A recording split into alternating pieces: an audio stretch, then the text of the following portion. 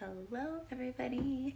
So with like COVID and everything going on, I think a lot of people have really come to realize that like job security and safety is kind of an illusion, and they're maybe feeling a little bit disillusioned because they've been sort of thinking like, okay, like I go to school, I get to the job, I do the thing, and then I'll have like some kind of security in my life, when really we've seen it's not really the case. And I think a lot of people right now are doing a lot of soul searching, and they're being like, okay, that's not working, maybe should I be starting my own business? Like, am I really fulfilling my purpose? Like, what is my purpose even?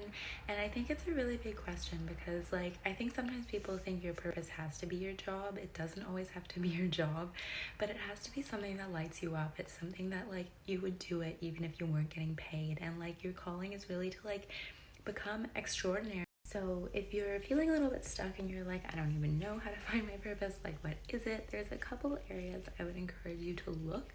The first is like, what did you love doing between the ages of 7 and 14 before people told you that that wasn't okay, or like you could never make a career out of that, or like you just did it because you loved it? And we say between 7 and 14 because 7 is when you sort of start forming your own identity, you become separate from your parents, you realize like your own interest in things.